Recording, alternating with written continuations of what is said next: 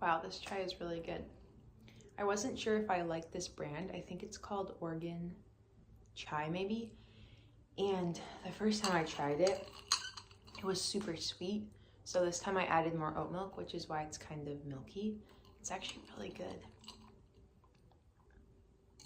I've been trying to cut down on my coffee intake because I've just been feeling the effects of drinking too much caffeine. So I'm trying chai and matcha. I mean, don't get me wrong, I love chai and matcha, but coffee just has my heart, espresso especially. So we are just, taking a little step back. So anyway, random tangent, but welcome to my channel and welcome to this video. If you're new here, my name is Jess and I'm so glad that you clicked on this video.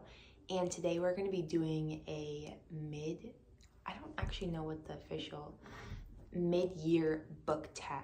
I have my laptop here with all my notes so I don't forget to say anything. So if you see me look off or scroll on something, it's my laptop. So I'm super excited for this video because it's the middle of the year. What better way to get pumped for the rest of the year by going through books that you've already enjoyed and read, maybe you haven't enjoyed. But yeah, I think it's a cool time to just reflect and look back on the books that were read so far. So we have a special guest joining us. This is my dog, Ebenezer. He's just gonna be chilling here, taking a little nap while we film this book tag video. So I have 13 questions here and 10 of them are from the original book tag questionnaire lineup, I'm pretty sure. I know that I did exclude a question, the fictional boyfriend one. I don't really feel that strongly about the male characters like that, so I just got rid of that question.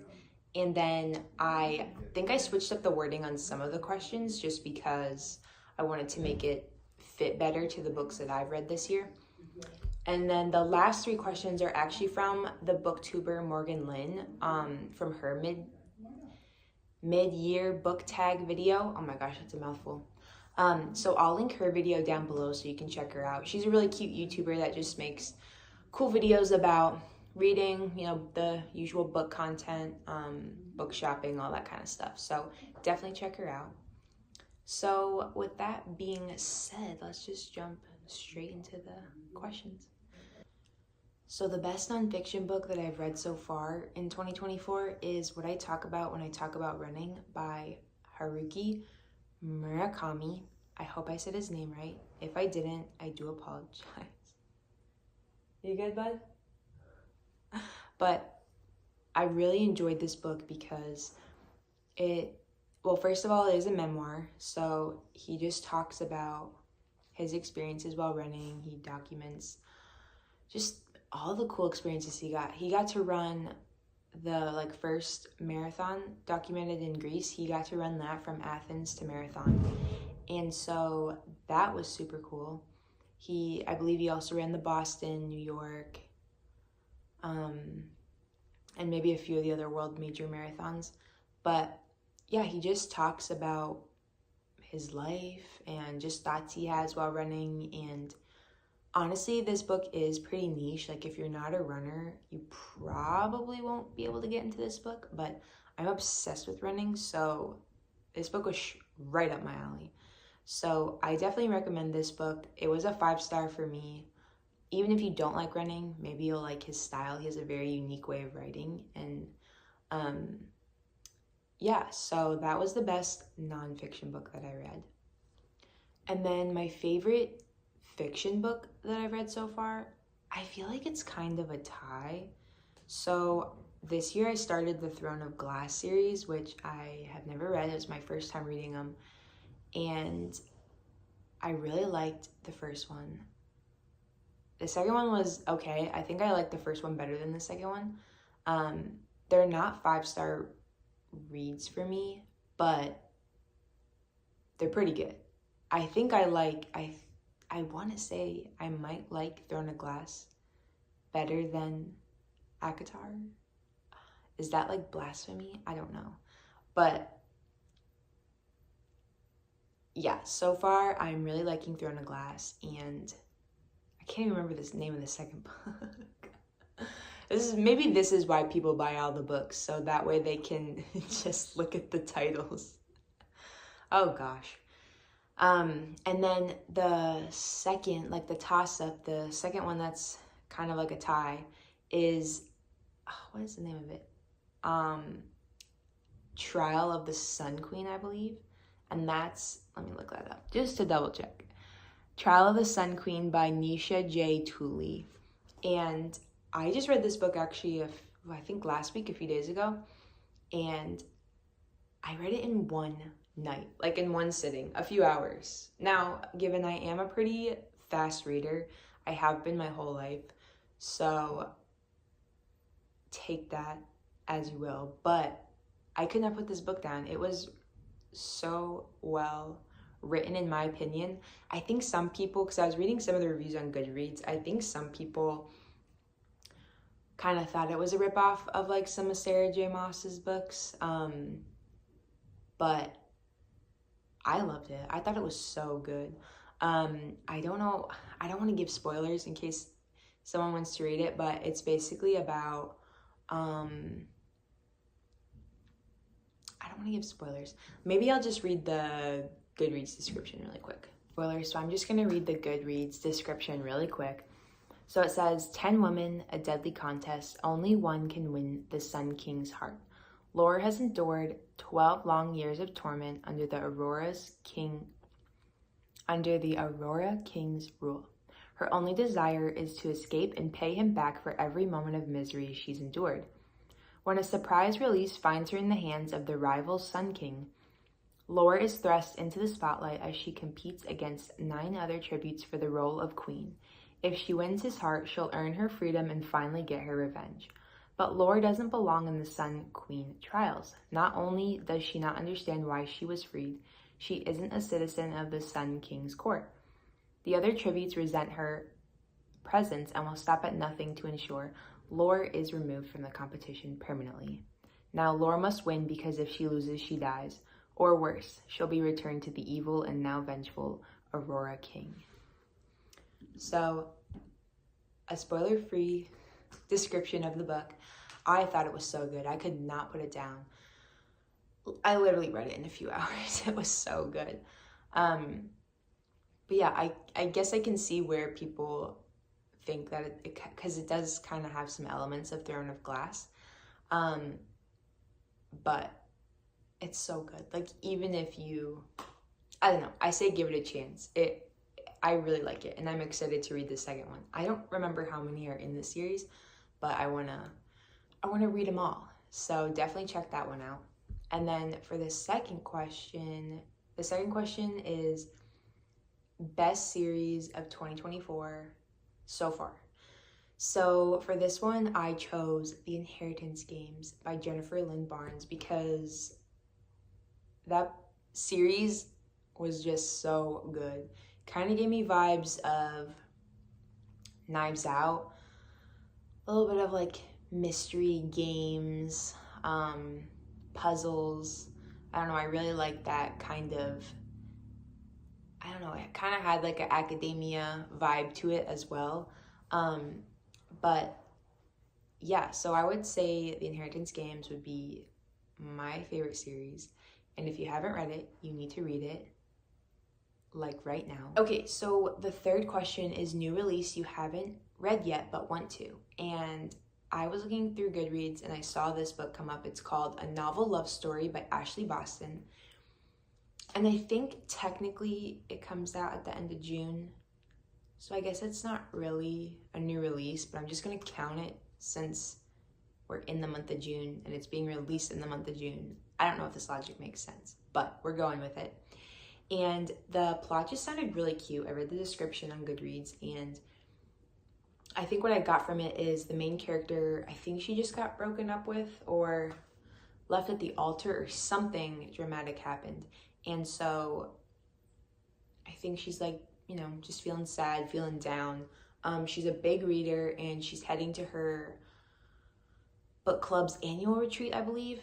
And so I think she just loves books, loves reading, so she just kind of wants to escape from the world and get lost in her favorite story. And so she's on the way there and her car breaks down in this town, and she discovers that it's the town that comes from her favorite romance series, I think. I could be getting this totally wrong, but I think it's the town that's found in her romance books that she loves so much. And so she thinks that she has to help this town find its storybook ending. The only problem is I think the main guy character, like, I'm assuming he probably becomes the love interest. I think he has kind of a more grumpy vibe to him, and so I think she has to he's probably, I don't know, he's probably not being too much of a help though. But I just thought the story sounded so cute, so I want to read that. And then the most anticipated release in the second half of 2024, this is the fourth question. I would have to say it has to be The Grandest Game and Games Untold by Jennifer Lynn Barnes. She is the author that wrote the Inheritance games, the ones I mentioned a few questions ago. And she has those two books coming out. The Grandest Game comes out July 30th, I believe. And then Games Untold comes out November 12th. So I'm looking forward to those. And yeah, I actually didn't read any of the descriptions, so I don't know what any of them are about. So I won't even try to explain it.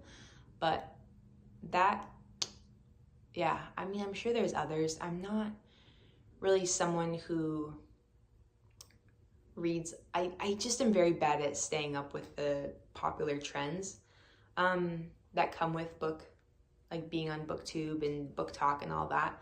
I usually get to those books about a year later, or even sometimes a few years later.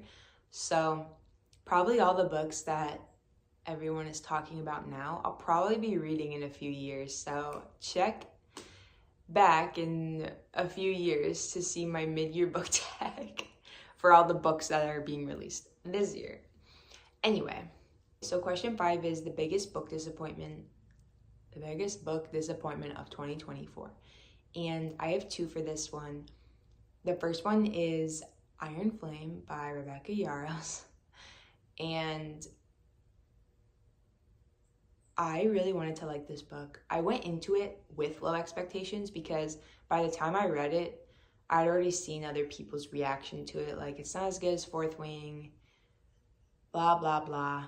And so I think I enjoyed it more than the usual person just because I did go into it not expecting very much. But I think it would be a disappointment to me still because Fourth Wing was so good to me, and I wanted to see how she continued with that world and like the storyline and all that she built up in the first book, and it just kind of was a letdown. Honestly, it wasn't very memorable. Like, I can't even really remember why I didn't like it because I've just forgotten so much about it. But I do remember I thought that the characters were kind of, I don't know, just like childish, I guess, like fighting about dumb stuff. And I'm like, come on, people. Like, let's just get it together. But you know, that was probably one of the biggest disappointments so far. And then my second one would be Ruthless House by Rebecca Ross. And don't get me wrong, I actually really did like this book, and I enjoyed reading it. I think, and if you haven't read this book, maybe skip like a little bit. I don't know what the exact time would be, but maybe skip 30 seconds and so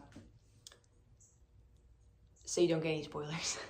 But I guess, like, I don't know, like I said, I like this book and I love the characters. Like, Iris and Roman, they're probably my favorite like couple in like a fantasy book or like a fiction book that I've read so far.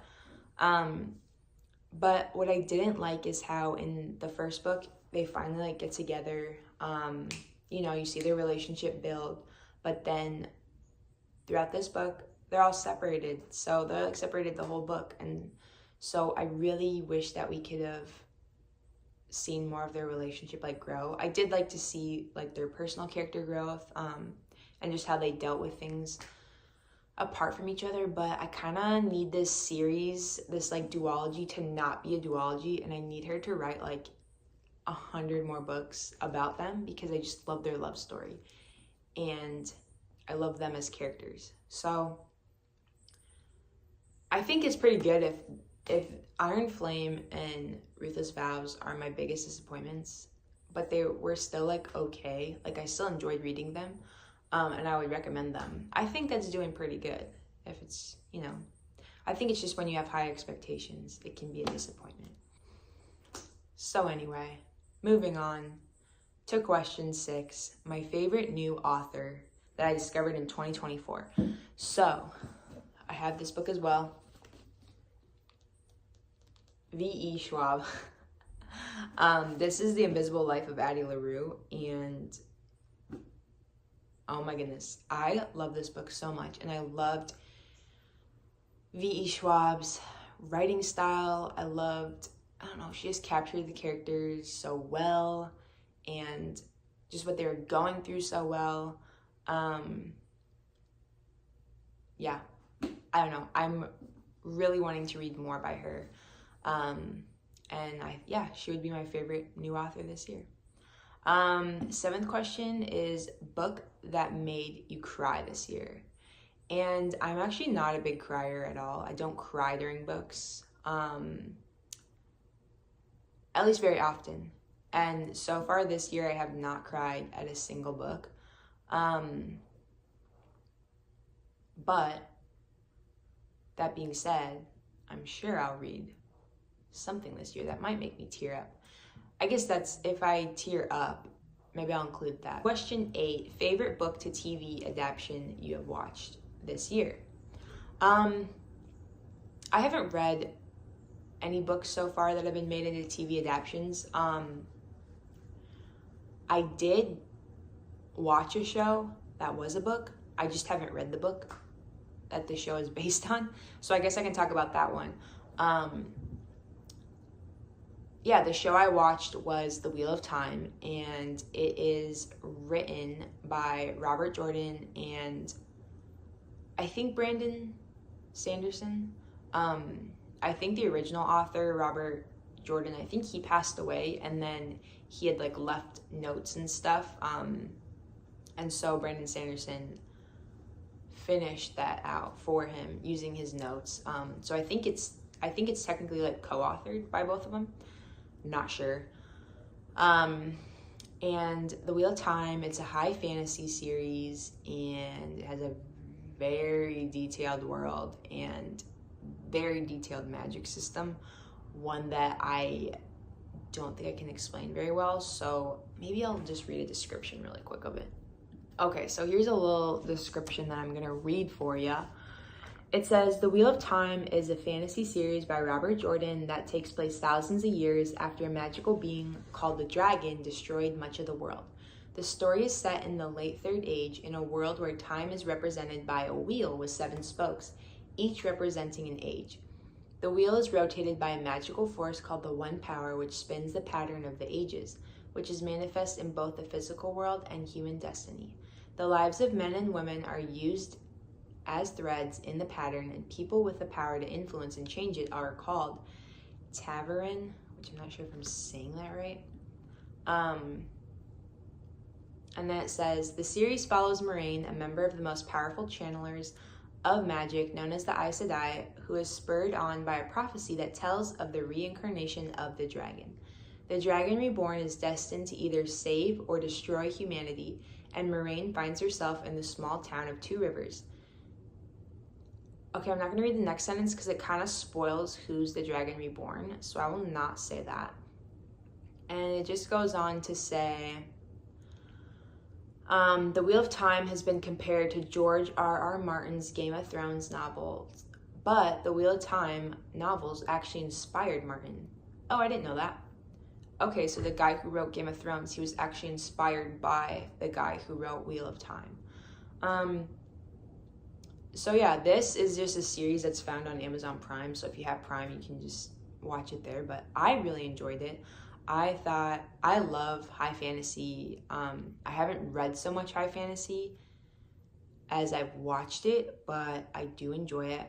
And yeah, who knows? Maybe I should read The Wheel of Time. I don't know. I don't know if I'm smart enough for it, but maybe I should try it out. So, okay, so I guess that answers that question. And then 9, most beautiful book you've bought or read this year. And I have to say, as much as this book might have been a disappointment, I think the cover's stunning. I love these colors. And I love like the little seals that like, oh my gosh, I just realized that it's like their initials. Oh wait, I'm stupid. No, it's not. I was thinking R for Roman, and then I was thinking this was, I don't know what I thought this was, but that's not an I for Iris. Okay, I'm dumb. Anyway, I think this book is stunning, and I actually didn't buy this book. My sister-in-law actually bought it for me as a Christmas gift, and yeah, thanks, Lainey. Anyway, so I have to say this is the most beautiful book that I've gotten this year. Okay, next one is, what books do you need to read by the end of the year? Okay, so I guess I don't really need to read them as much as I want to read them. I want to read Finley Donovan is Killing It by El Casimano. I don't know if I'm saying that right. I've heard a lot of booktubers talk about this book and just how much they love it. I think it's actually a series. So yeah, I think that one would be cool to read. I also want to read The Ministry of Time by Kaliana Bradley. Kalian Bradley. Sorry again if I'm saying that wrong. It's a really pretty name though. I've heard good things about this book too. I'm not exactly, I think it's sci-fi, maybe science fiction, I think. But I've just heard people rave about it, so I definitely want to check that one out. And so these last 3 questions are the questions from Morgan Lynn. So thank you, Morgan Lynn, for including these questions in your book tag. Yeah, question 11, favorite quote from a book you read this year. And I would have to say, I read this book, I actually just read this a few days ago, The Land of Lost Things. And it's written by John Connolly. And this is actually the second book. There's a first book called The Book of Lost Things, and I didn't realize that. Well, I did realize it because I actually have it on my shelf right now, the first one. But I thought this one was the first one. So I accidentally read this one, and then I realized The Book of Lost Things is actually the first one. But you don't really need to read the first one to understand this one. So it worked out fine.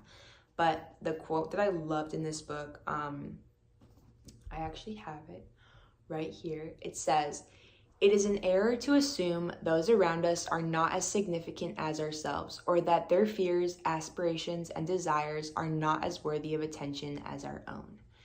And that quote just hit me because I think sometimes I can be super selfish, and I don't know, I just don't really sometimes take into account other people's feelings or thoughts. And it's very easy to get into that mindset where you're the star of your show, you're the main character. That's like a trend going around right now. But I think it's really important to just, take a step back, think of others. A little humility can go a long way.